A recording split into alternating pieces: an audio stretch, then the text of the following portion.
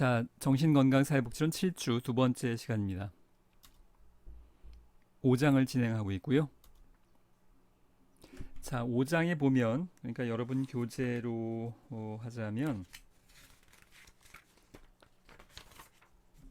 그 141페이지부터 여러분 교재 141페이지부터 정신분석 반괄호 1번 정신분석 이론,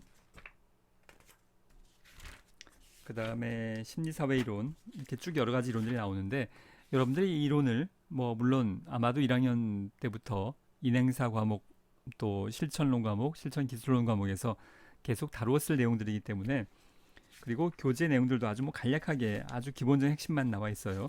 그래서 일단 그 이번 시간에는 3번에 행동주의 이론만 다루려고 합니다.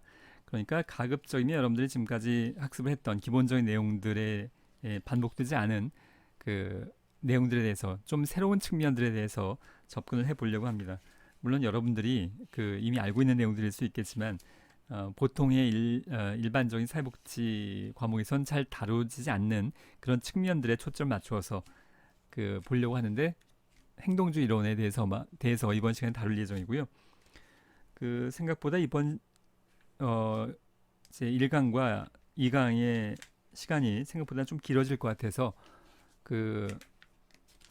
이제 5장은 3강까지 할 예정이었는데 3강은 다음 주로 미뤄도 될 것 같습니다. 자, 그래서 이번 시간엔 행동주의 이론에 대해서 다룰 예정입니다. 자, 전통적인 행동주의는 이거는 공통적인 내용이에요. 앞부분은 환경 요인에 인간의 본성이 결정된다는 기계론적인 환경 결정론, 인간의 심리 내면에 대해서는 관심을 전혀 갖지 않습니다. 전통적인 행동주의는 프로이트 이론이 심리 내면의 무의식에 대해서만 관심을 가졌던 것에 대한 반발이라고 볼 수 있겠는데요. 모든 인간의 행동, 사고는 인간은 백지로 태어나서 외부의 환경이 어떻게 주어지느냐에 따라서 결정되는 그런 존재라고 보는 겁니다. 환경 결정론이고요. 그래서 자율적인 인간이라는 건 존재하지 않고 자기가 혼자서 결정하는 것은 없다고 보는 겁니다. 인간의 자기결정, 자유 가능성을 완전히 배제하고 있습니다. 자, 이 화면 일단 행동주의의 가장 출발이 되는 기본적 이론은 고전적 조건 형성 그리고 조작적 조건 형성인데, 조작적 조건 형성에 대해서는 여러분들이 이해 폭이 보통 훨씬 더 수월합니다. 그러니까 조작적 조건 형성, 여러분들이 어렸을 때 시험에 100점 받으면 선물 줄게, 또는 시험 못 보면 시험을 몇 점 정도 해야 못 봤다고 할 수 있겠나요? 40점 받았어요. 그러면 무슨 벌을 준다거나, 이걸 통해서 앞으로도 계속 100점, 앞으로는 100점 아니고 40점 아니고 100점, 이러한 변화를, 이 행동이 지속되거나 변화를 기대하는 것, 보상이나 강화나 처벌을 통해서 뭔가 조작적으로 행동의 변화, 행동주의, 행동의 변화를 이루고자 하는 것은 사실 이것은 사회통념과 그렇게 이야기 어렵지 않습니다. 그래서 이번 시간에 관심을 둘 부분은 고전적 조건 형성인데요. 파블로프의 개 생각하시면 될 텐데, 조건 형성은 이전에 반응하지 않았던 자극에 반응하는, 그러니까 파블로프의 개에서 종소리에 반응하는 걸 의미하는 거겠고요. 그것을 발견한 파블로프의 조건을 학자 이름을 붙여서 이야기하기도 하는데, 여러분들이 아마도 중고등학교 때도 학습을 했겠고 인행사 과목에서 주로 특히 하죠. 제 그림만 보면 무슨 상황인지는 다 알 텐데, 자, 그래서 고전적 조건 형성에서 중립자극이라고 하는 것은 그 자체로는 무조건 반응을 일으키지 않는 자극, 종소리 이야기하는 겁니다. 자, 다음 화면에서 좀 더 정리할 텐데요. 연합은 두 가지 자극을, 그러니까 종소리와 먹이라는 두 가지 자극을 동시에 제시하는 것이고요. 자, 정리를 한번 해봅시다. 여기까지는 여러분들이 다 학습을 한 내용들입니다. 무조건 자극, 음식 자극이에요. 그리고 음식이 제공이 되면 파블로프의 개 상황에서 음식을 제공하면 침을 흘리게 되는 것, 이것은 사실 이 무조건이라는 걸 빼는 게 더 이해하기 쉽습니다. 무조건 빼고 그냥 자극과 반응이에요. 음식을 제공하면 침을 흘리는 것. 이건 생물학적인 자연스러운 자극과 반응에 해당합니다. 그런데 이제 조건 자극, 조건 반응과 구분을 하려다 보니까 이걸 무조건이라는 명칭을 붙였지만 사실 무조건 그냥 빼고 그냥 자극 반응이 훨씬 더 이해하기 쉬워요. 그냥 자극 반응을 이야기하는 겁니다. 물론 공식적으로는 무조건 자극, 무조건 반응이지만 그런데 여기에 뭘 연합했냐면 조건 자극을 연합했어요. 종소리는 중립 자극이에요. 뭐 특별히 걔한테 뭐 관심을 불러일으킬 만한 자극이 아닌데 이걸 음식과 연합을 했더니 즉 개입니다. 개한테 먹이를 주는데 침을 흘릴 텐데 이건 자연스러운 생물학적 반응인 자극 반응인데 음식을 줄 때마다 여기에 종소리를 연합을 시켰어요. 음식을 주면서 종소리 울리고 주면서 종소리 울리고 반복했더니 그것이 컨디션드 그러니까 조건화된 자극이에요. 조건 자극이라기보다는 좀 더 정확히 번역을 하자면 조건화된 컨디션드 조건화된 자극이에요. 원래는 중립 자극이었는데 이걸 반복했더니 이거 없이 종소리만 가지고도 침을 흘리더라. 조건화됐다는 것의 의미고요. 이때 자극, 조건화된 자극, 이때 반응, 조건화된 자극, 종소리 자극만으로도 침을 흘리는 것. 자, 여러분들이 다 알고 있는 내용인 건데요. 자, 도대체 여러분들이 혹시 궁금해 한 적이 없나 모르겠습니다. 이걸 도대체 사회복지 실천 과목에서 왜 이걸 다루는가? 이건 개니까 그런 거지. 우리는 사람을 다루는데 파블로프의 개에서 나왔던 내용들을 도대체 왜 사람을 다루는 사회복지 과목에서 이걸 다루는가인 건데 사회복지 실천 현장에서 적용이 될 수 있기 때문에 다루는 거죠. 우리가 이걸 그냥 괜히 심심해서 역사에 나와 있다고 해서 다루는 것은 아닙니다. 여러분들이 그 요즘 대중들에게 아주 인기 있는 그리고 안티가 없는 그런 연예인이 그 대중에 많이 알려진 그 사람이 누가 있는지는 사실 내가 요즘은 그 대중적인 어떤 스타 또는 TV에 거의 관심이 없어서 잘 모르겠는데요. 그래서 이미 좀 그 시간이 지난 사람일 수 있겠지만 김연아 선수를 예를 들어 보겠습니다. 자, 이것을 고전적 조건 형성을 사람에게 적용을 해보는 거예요. 여러분들이나 나나 자, 김연아 선수에 대해서 기본적인 대중들의 반응은 호감 반응입니다. 한 번도 만난 적도 없는 실제 만난 적이 없겠죠. 대부분의 사람들이 텔레비전으로만 간접적으로 볼 텐데 한 번도 실제로 만난 적도 없는 김연아 선수에 대해서 여러분은 좀 이미 시간이 지났지만 몇 년 지났지만 아마도 기억을 충분히 할 거라서 호감을 가지게 되는 것 이것도 심리학적으로 이제 여러 가지 학설들이 있습니다만 일단 그건 전제 조건으로 가정을 하겠습니다. 김연아 선수에 대해서 호감을 느껴요. 많은 대중들이 자극과 반응입니다. 사실 무조건 빼고 보면 김연아 선수라는 자극이 나오면 텔레비전 나오면 뭔가 호감 반응이 일어나요. 무조건 자극, 무조건 반응인 겁니다.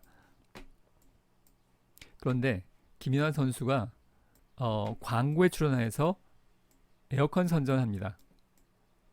예전에 뭐 특별히 이야기할 필요는 없겠는데 모 에어컨 광고 대기업의 가전제품 대기업 회사에 에어컨을 광고하는 걸로 나왔었죠. 내 기억에는 삼성도 나오고 LG도 나오고 했지 않았나 싶은데 어쨌든 간에 지금 김연아 자극은 호감이라는 무조건적인 반응을 불러일으킵니다. 그것이 왜 그렇게 생겼는지는 또 다른 주제예요. 이건 전제합니다. 그런데 조건화된 자극, 에어컨이라는 것과 함께 연합을 시켜서 광고에 김연아가 등장하면서 에어컨이 등장을 같이 하면서 계속 반복해서 텔레비전 보다 보면 보고 싶지 않아도 봐야 돼요. 이게 연합이에요. 두 가지 자극, 김연아라는 자극, 에어컨이라는 자극을 동시에 연합해서 제공을 하는 것. 광고가 그런 건데요. 그렇게 되면 김연아에 대한 호감이 김연아 없이 에어컨만 보고도 이 호감이 연결되는 것. 그것이 조건 자극과 조건 반응의 의미입니다. 너무 복잡해졌는데요. 자, 다시 한번 그리면 자, 김연아 선수가 있고요. 에어컨이 있는데 김연아 선수에는 호감을 자연스럽게 느껴요.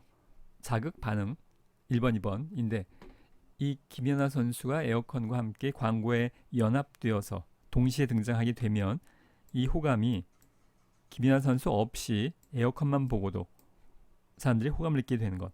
이게 고전적 조건 형성의 인간에 대한 적용에 아주 뭐 우리가 매일매일 겪고 있는 상황인 겁니다. 이 에어컨은 원래는 중립자극이었어요.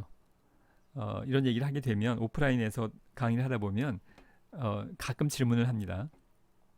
질문하지 않더라도 여러분 속마음에도 지금 여러분 질문할 수는 없지만 여러분 지금 속마음에도 뭐 그냥 우리끼리니까 얘기를 합시다. 삼성 에어컨이에요.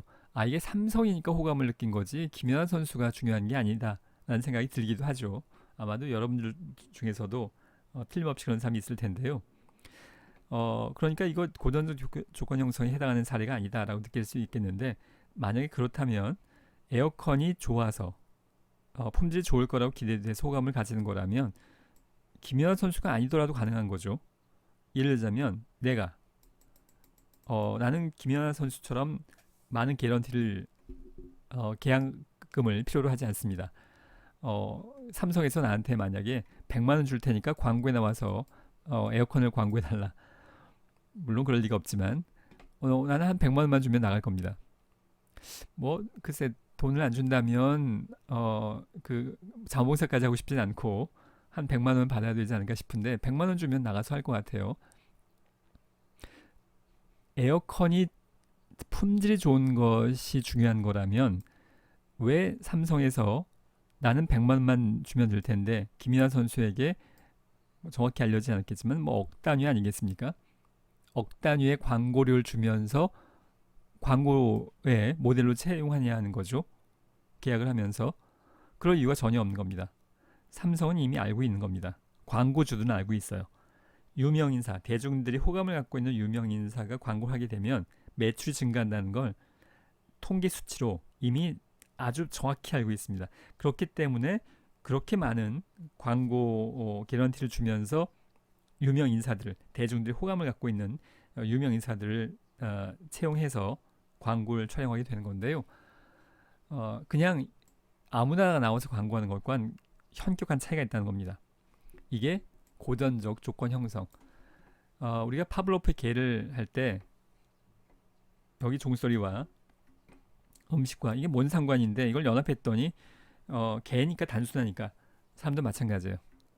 김연아하고 에어컨은 아무 관계 없는 거 여러분 알고 있죠. 논리적으로는 조금만 생각해 보면 아무 관계 없어요.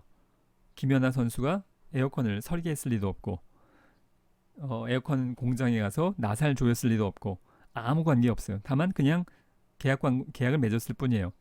그런데 연합했더니 광고에서 반복해서 등장했더니 김연아 선수에 대한 호감이 여기까지 전이 되는 과정.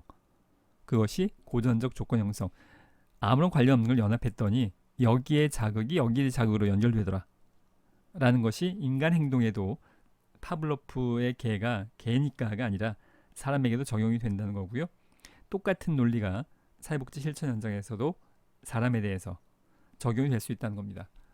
예를 들어서 학교 등교 거부하는 반응을 보이는 학생이 있다고 한번 가정을 해보면 학교에 갔을 때 뭔가 학교에 대해서 부정적인 반응을 보이고 있어요. 지금 무조건 자극, 무조건 반응이에요.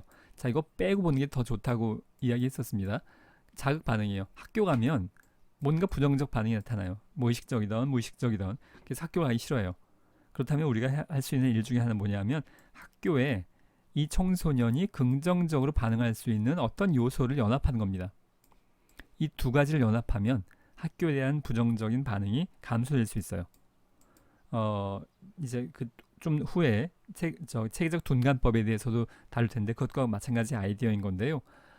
이 학교라는 자극에 대한 부정적 반응을 뭔가 긍정적인 것과 연결시켜내면 예를 들어서 학교 뭐 가정인데 그 학교에서 이제 쉬는 시간에 나오는 벨 소리를 청소년 이 나이 또래 청소년들이 또 이 청소년이 특히 좋아할 만한 그런 어떤 뭐 가수의 그 음악으로 종수를 바꾼다면 그게 별거 아니라고 하더라도 여기에 대한 긍정적 반응이 학교에 대한 긍정적 반응으로 무조건 연합시키면 학교 갔더니 무조건 좋아하는 노래소리가 들려요.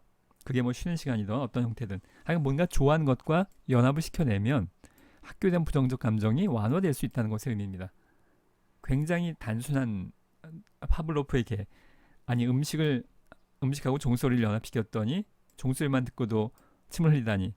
아유 이런 개. 뭐 사람도 똑같아요. 고전적 조건 형성의 관점에선 사람도 똑같습니다. 사회복지 현장에서도 응용할 수 있는 부분들이 사실 적지 않게 있습니다. 자, 일단 이 고전적 조건 형성에 대한 아주 그 오래된 그 실험 사례를 리틀 엘버트라는 이름을 가진 어린 아이에 대한 실험을 보도록 하겠습니다.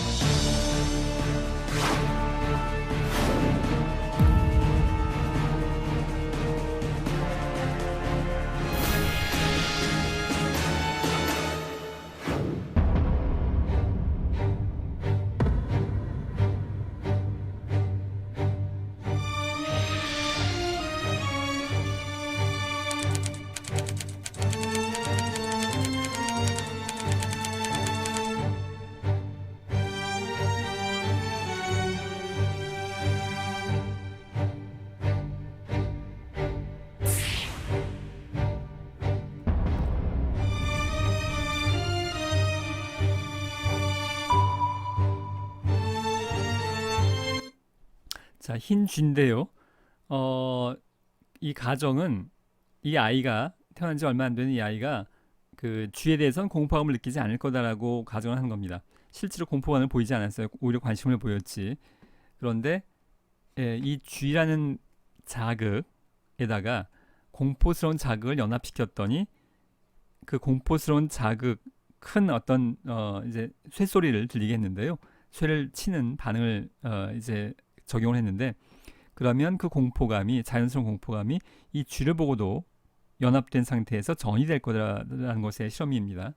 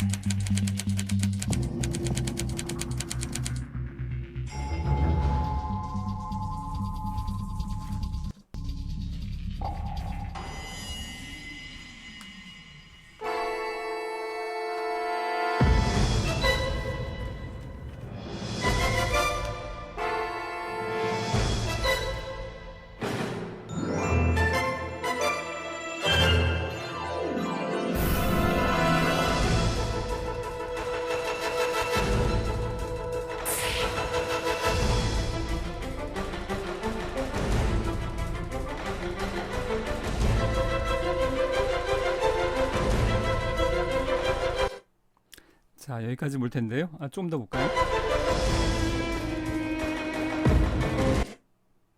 자, 이게 잘 컨트롤이 안 돼서.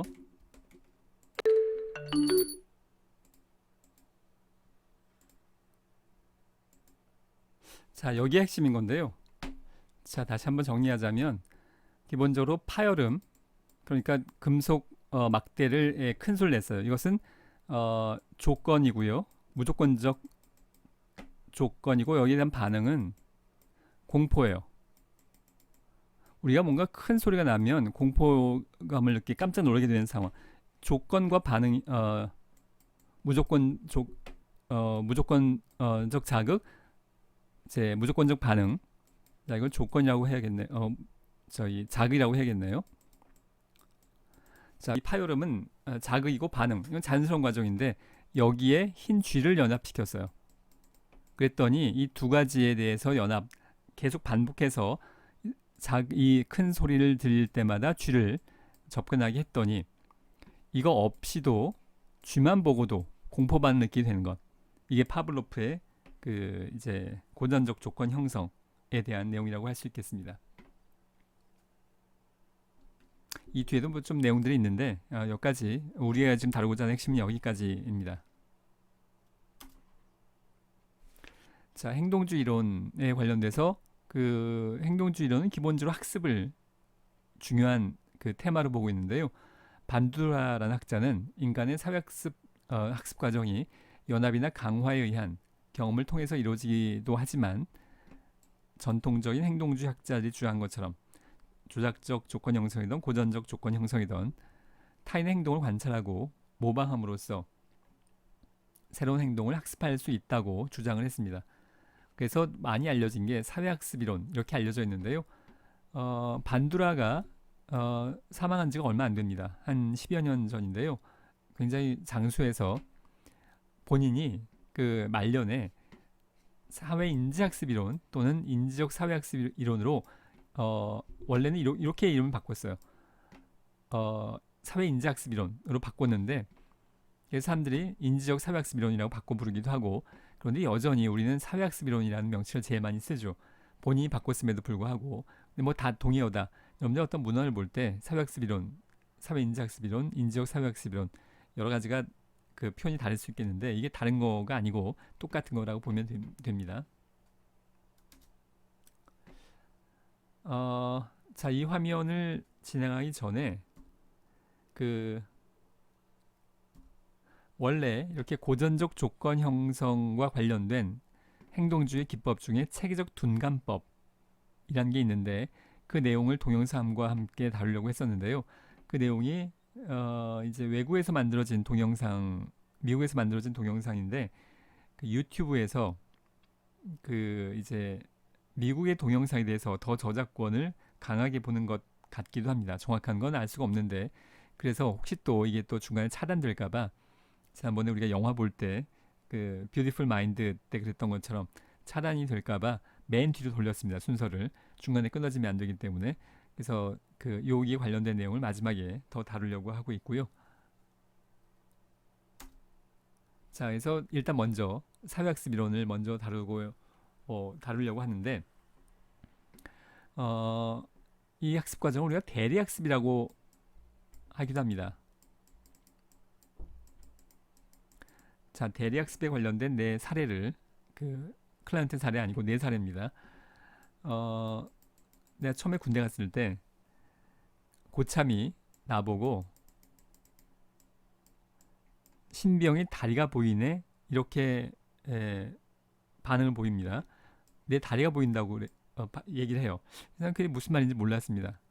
근데 하여간 나에 대해서 뭔가 부정적인 경고를 하는 것처럼 느껴지긴 해요. 어조나 어투나 이런 것들이 뭔가 부정적인 얘기를 경고를 하는 것 같긴 한데 신병이 다리가 보이네 라고 하길래 이게 도대체 무슨 말인지 알 수가 없어서 뭐 치마를 입고 다닐 수도 없고 다리가 보이는 걸 뭐 어쩌라는 얘기인가 고지식하게 생각을 했었는데요. 이 고참이 나한테 했던 얘기는 뭐냐면 신병은 뛰어다녀야 되는데 내가 걸어다니는 바람에, 그러니까 신병은 만화에서 보면 보통 이렇게 그릴 때가 있죠. 다리가 안 보이게 이렇게 뛰어다녀야 되는데 내가 이렇게 걸어 다니니까 다리가 보이면 안 된다. 그 얘기였었는데 걸어 다니지 말고 뛰어다녀라. 그런 얘기를 경고하는 거였었는데 내가 무슨 말인지 못 알아듣고 그냥 계속 걸었던 것 같습니다. 그래서 이 그 고참이 여기 고참이에요. 고참이 하여간 굉장히 내가 많이 맞고 얼차를 받았습니다. 근데 이거는 행동주 이론에서 조작적 조건 형성에 해당이 되죠. 강화와 처벌에서 처벌입니다. 그다음부터 내가 뛰기 시작했죠. 뭐 맞는 것보다 뛰는 게 나으니까 조작적 조건 형성에 해당이 되는 건데요. 그런데 나만 뛴 게 아니라 이 같이 지켜보던 내 동기들이 이 상황을 지켜보던 내 동기들이 아 걸어다니면 이렇게 되는구나를 본 거예요. 본인들이 직접 처벌받지 않았어요. 근데 내가 처벌받는 걸 보면서 걸어다니면 저렇게 되는구나 하고 다 같이 뛰기 시작했죠. 나만 뛰는 게 아니라. 그러니까 조작적 조건 형성에서는 본인이 직접 강화 처벌을 받아야 행동이 변화한다 라고 봤는데요. 이들이 직접적인 강화나 처벌을 받지 않고도 행동이 변화했어요. 그것을 대리적 학습, 이렇게 되는구나 보고 본인들의 행동을 바꾼 겁니다. 나도 잘못하면 걸어다니면 이렇게 되겠구나. 이게 대리적 학습의 사회학습의 기본적인 아이디어라고 할 수 있겠습니다. 거기에 관련된 동영상을 보려고 하는데요.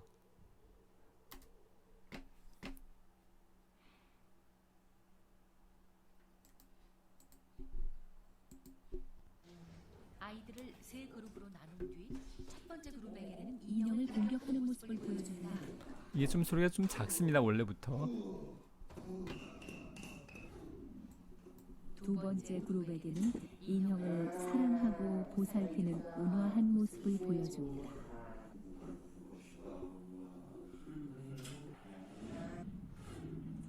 세 번째 그룹은 인형에게는 별다른 관심을 보이지 않는 무관심한 모습을 보여줍니다.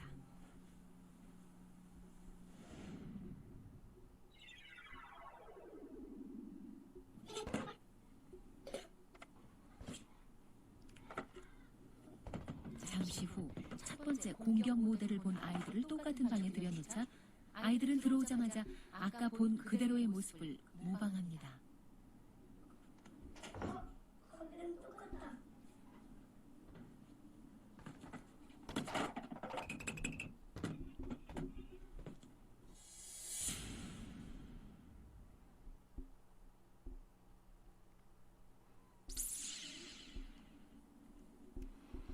두 번째 친절 모델을 본 아이들입니다.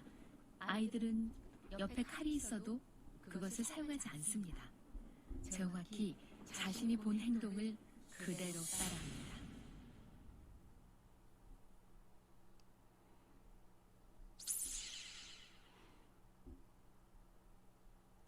세 번째 그룹 역시 자신이 본 대로 합니다.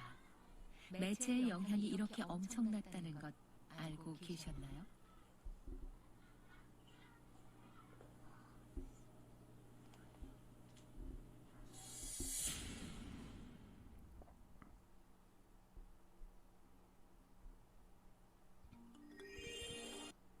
자, 여기까지 볼 텐데요. 행동주의 이론에서 얘기했던 고전적 조건 형성, 조작적 조건 형성뿐만이 아니라 우리가 모방이라는 걸 통해서도 행동이 학습된다는 것에 대해서 내용을 밝힌 것이 이제 그 반두라의 사회학습 이론의 기본적인 내용이라고 볼 수 있겠습니다. 자, 그래서 마지막 순서로 원래 행동주의 앞에서 다루려고 했던 건데 고전적 조건 형성에 관련된 기법 중에 체계적 둔감법이라는 게 있어서 자, 이거 여러분들이 굉장히 이해하기 어려워하는 것 중에 하나인데 참 일단 내용을 좀 보면 공포를 불러일으키는 자극과 긍정적인 반응을 유발하는 자극을 함께 제시함으로써 불안이나 공포를 제거하는 행동 수행 기법을 이야기하고요. 약한 자극부터 강한 자극까지 단계적으로 수위를 조절하는 것을 특징으로 하는데 자, 기본적으로 고전적 조건 형성 관점에서 공포가 왜 생겼냐 하면 앞에서는 한번 얘기했었는데요. 자, 여기에 공포 영화 귀신이 나오는 공포 영화예요. 근데 공포 영화를 볼 때마다 우연히 옆에 고양이 있었어요. 여기 아이가 있고 사람입니다. 사람.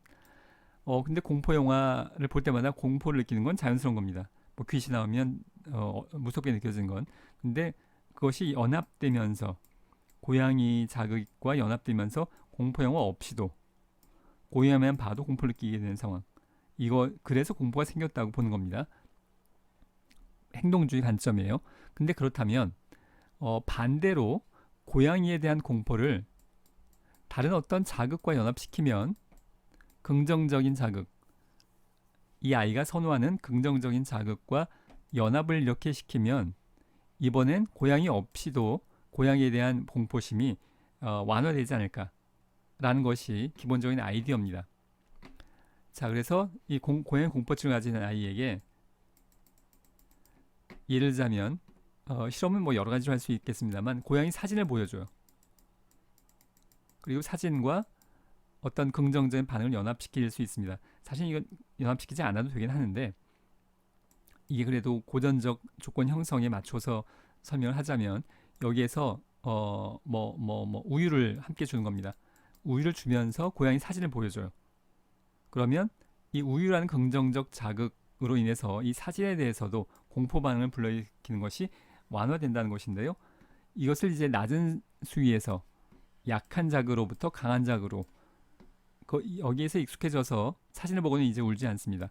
그러면 그 다음 단계에는 고양이 인형인데요. 인형과 우유를 연합시키는 겁니다. 그래서 인형에 대해서는 공포 반응을 불러일으키지 않을 만큼 편안하게 익숙하게 하는 과정이고요. 그 다음 단계, 불안의 위기를 점점 높여가는 겁니다. 여기 익숙해진 다음에는 그 다음에 인형, 예를 들자면 그 다음에는 뭐 새끼 고양이, 어른 고양이 말고 여기에 우유나 꼭 우유일 필요는 물론 없습니다. 여기 그런 긍정적인 것들을 연합시키면 이거에 대한 긍정적 반응이 이쪽으로 전이 될 거라고 보는 겁니다. 그래서 공포가 줄어들 거라고 보는 거예요. 그 다음에 최종적으로는 진짜 고양이. 자, 그래서 그 공포라는 것이 맨 처음 생긴 것부터 연합에 의해서 생긴 거라면 다른 연합에 의해서 그 공포를 역조건화, 다시 풀어낼 수 있다고 보는 거고요. 그 과정을 낮은 단계의 불안으로부터 높은 단계의 불안으로 서서히 단계적으로 적응시켜 나가는 것. 그게 체계적 둔간법의 상황인 건데 이제 동영상을 좀 보도록 하겠습니다. 이걸 적용하고 있는.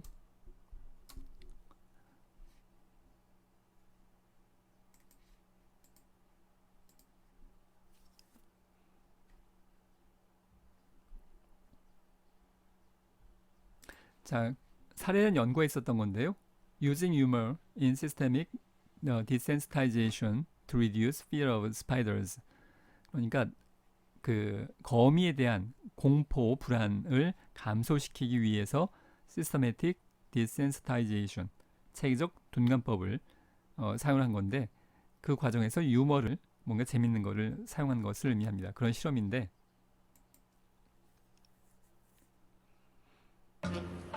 For Sarah, spiders are definitely no laughing matter. Or are they? Sarah is going to confront her fears with a little help from psychologist Dr. Larry Ventus and his furry friend. He's using a new method to treat phobias. This is a non-lethal spider, which is actually pretty gentle and slow. 자, 여기 나오는 세라라는 여자분이 거미에 대해서 공포증을 가지고 있습니다. Slow moving. While it can bite, and such a bite would be painful, similar to a bee sting, it is extremely unlikely that it would bite unless the spider's body were squeezed, which would be painful to the 물론 우리가 공포증이라고 이야기하는 건 그냥 거미 무서워 이 정도가 아니라 일상생활이 안 될 정도를 이야기하는 겁니다. 거미만 보고 나면 그날 하루 종일 일상생활을 못한다거나 이런 수준 이상을 의미하는 거고요. 여기 사이콜로지스트, 그러니까 심리학자가 이 실험을 주도하고 있는데요. spider. Okay. All right. Okay, Sarah, the first task in the behavioral approach test is, are you willing to open the door and enter the room? Yeah. I ain't touching it though.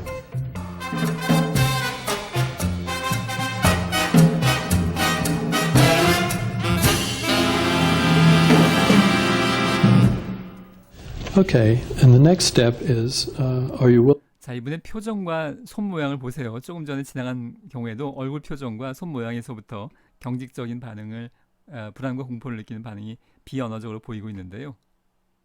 지금 여기서 심리학자가 첫 번째로 하고 있는 것은 현재 공포 수준이 어떤가를 측정하는 겁니다.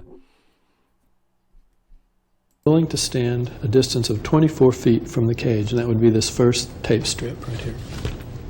Yes. Okay, if you'll just do that. Dr. Ventus then has Sarah inch her way closer to the tarantula, rating her fear factor for each task. 자, 지금 거리를 측정해 나가면서 가까이 갈 때마다 불안의 수준이 1에서부터 10까지 불안의 수준이 어떤지를 본인이 평가 판단하도록 합니다. 그러니까 가까워 갈수록 불안이 높아지겠죠. 그걸 숫자로 이야기합니다. 측정하기 위해서. 1 being quickness of breath and general creepiness, and 10 being diarrhea and the shakes. And are you willing to stand 2 feet from the cage? Yes. All right. Yes. And a rating? Yeah. 9. Okay. And now, are you willing to stand 1 foot from the cage? That's really 1 foot? That's it. That's it. Yes. Okay, just step to the tape then. And a rating? Same. 9. All right. Are you willing to lightly touch the shed spider skin with your fingertip? Yes, I'll try. Okay. Okay.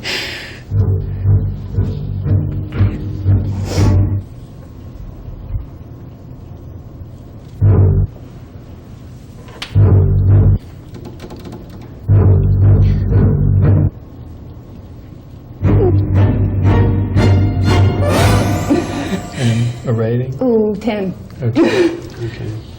자, 지금의 불안 정도를 이제 가까이 갈수록 점점 높아지고 9 요 근처에선 거미를 만졌을 땐 10, 제일 높은 수준의 불안이라고 이제 기초선을 측정하는 겁니다.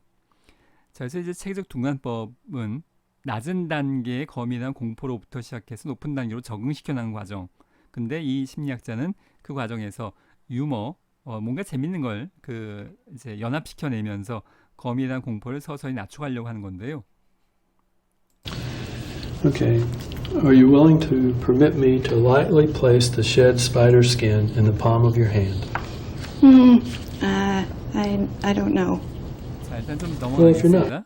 Dr. Ventus's chuckle therapy can begin. Perhaps jokes about spiders will enable you to feel more comfortable. In a study of 40 patients with arachnophobia, he found that using humor was just as effective as more traditional methods. Like putting them on a reality show where they have to eat spiders. 자, 트래디셔널 메서드, 행동주의적 기법도 물론 사용하는데 거기에 유머, 뭔가 재밌는 걸 첨가했다는 것의 의미입니다. For a rating between 1 and 10, with 1 being neutral. Silhouette of the spider is classical ballet. What do you get if you cross a tarantula and a rose? Well, I'm not sure either, but I wouldn't want to have to smell it. That was a 10. Okay. And the laughs don't end here. It's a big ending. Dr. Ventus also gives her homework to reprogram her 자, 화면에 Legs stick out above and below. 내가 보려고 했던 게 이 화면인 건데요. 지금 거미에 관련된 뭔가 재밌을 만한 얘기를 지금 계속 해주고 있는 건데, 이 거미가 발레를 하는 장면입니다. 우리가 발레를 할 땐 사람의 발이 2개니까 오른쪽 다리를 들어 올린다거나 왼쪽 다리를 들어 올린다거나 그런 것들이 연극 대본에 정확히 기록이 되어 있을 건데, 거미는 다리가 8개죠. 8개 맞나요? 8개로 알고 있는데, 그러니까 만약에 거미가 발레를 한다면 뭐 호두깎이 인형 이런 거, 백조의 호수 이런 거 발레할 때 도대체 어떤 발을 들어 올려야 될지 뭐 이런 거 관련된 농담을 하고 있는 중이었었어요. 재밌는 유머를 들려주고 있었던 상황인 겁니다. Like some. 생각해보면 뭐 그렇게 막 웃기진 않지만 나름대로 웃기긴 하죠. 발레복이잖아요. 거미가 발레 주인공이었다면 어떤 발을 들어 올려야 될지 고민될 거다. 뭐 그런 얘기를 하고 있는 겁니다. Mutant hairy ballerina. program her spider associations. Les Black-Whip 자, 뭔가 숙제를 내줬는데요. 과제 중심 모델에서의 과제라고 볼 수도 있겠고, 거미 관련된 무슨 뭐 그림이 나와 있고, 여기 뭘 쓰도록 숙제 마치 그 초등학교 저학년이 그림 그리기 하는 것 같은 그런 정도의 간단한 숙제입니다. 지금 낮은 단계 공포. 자, 우리가 앞에서 고양이에 대한 공포. 고양이 사진 보고 여기에 우유를 연합시키는 것. 또 이제 사진 다음에 어린 고양이, 뭐 고양이 인형, 어린 고양이, 또 그 진짜 고양이, 성인 고양이 이렇게 연합 낮은 단계로부터 높은 단계의 위계로 적응시켜 나가는데 그 과정에서 우유를 연합하기도 하고 아이라면 여기에 이 사이콜로지스트는 유머를 연합시킨 거예요. 뭔가 재밌을 만한 상황들을 연합시켜내면 이것이 연합됐을 때 유머에 대한 반응, 자극 반응 이것이 이 고양이에 대한 자극과도 연결돼서 이것에 대한 공포가 낮아질 거다. 유머가 재미있을수록 이것을 낮은 단계부터 높은 단계까지 해나가는 과정. 체계적 동감법인데요. So, more Charlotte. Sarah's first assignment is to fill in the captions for several blank spider cartoons. And then find uses for a big, fat, hairy plastic spider.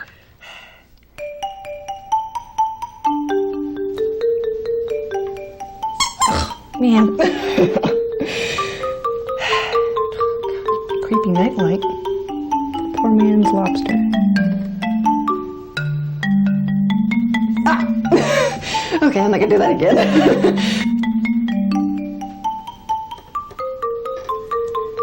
Back scratcher. Toupee.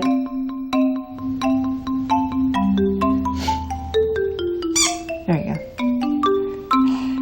That's what you sound like when you get squished. That's it. After 4 of these sessions, does Sarah 자, 실제로는 이거 하나만 하는 것은 아니겠고요. 실제로 임상 상황에선 이거 말고 여러 가지로 활용하게 됩니다. 실제로 어떤 뭐 좋아하는 물건일 수도 있겠고요. 칭찬과 격려일 수도 있겠고 여기서는 장면 나오지 않지만 그런 것들을 병행했을 가능성이 높습니다. have the chutzpah All right. Again, a dried spider. 자, 이제 이런 과정을 몇 주 동안 거쳐서 서서히 적용시켜 나가는 과정을 거쳐서 다시 한번 공포 반응이 어떤지, 현재 수준의 공포 반응이 어떤지를 측정하는 과정입니다. Your skin in it. Are you willing to pick up the bowl containing the shed spider skin? Okay. Yes. And then do so.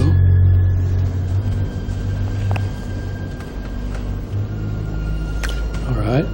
And a rating. 7. All right.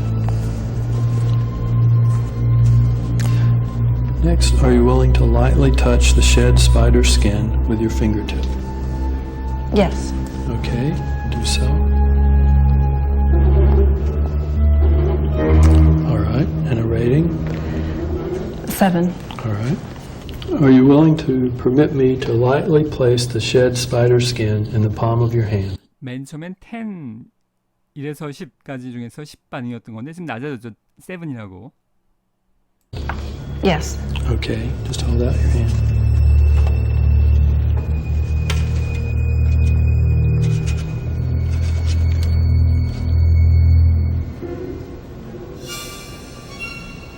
And a rating? 8. Okay, you put your hand down. 방금은 진짜 거미였었어요. 죽은 거미이긴 한데. 자, 그래서 그 전체적으로 이런 과정들을 거쳐서 I felt better when I came in the room. When I got closer, I was thinking, okay, this is still not too bad. Touching it with my bare hands, that was the top. The spider didn't answer.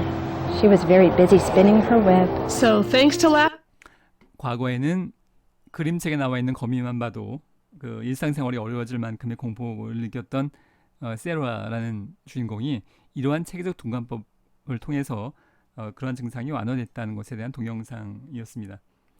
자, 이게 그 유튜브에서 블럭 차단되지 않았으면 좋겠는데 뭐 일단 올려보도록 하겠습니다.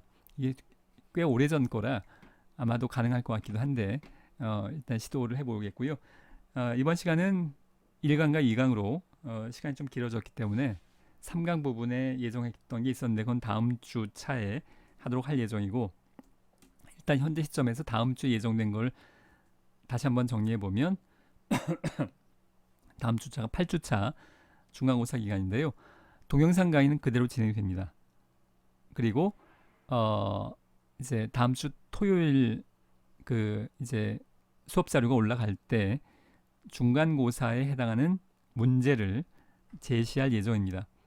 그런데 실시간으로 문제를 풀거나 뭐 몇 시부터 몇 시까지 이러지 않을 거고, 일주일 정도의 시간을 두고 여러분들이 풀고 제출할 수 있는 그런 논술형 문제를 제출할 예정입니다.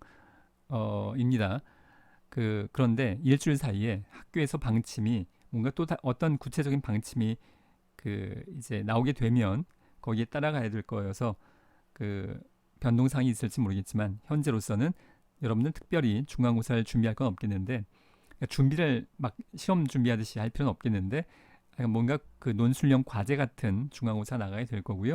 그리고 수업은 수업대로 진행이 되니까 꼭 이제 수강을 해야 됩니다. 그리고 현재까지의 일정은 13주 차까지 온라인으로 하는 걸로 학교에서 전달받았고요. 14주와 15주는 대면 수업으로 예정되어 있지만 그것도 역시 어떻게 될지, 그리고 기말고사가 또 어떻게 될지는 그때 가봐야 알게 될 것 같습니다. 자, 이번 시간 여기까지 하도록 하겠습니다.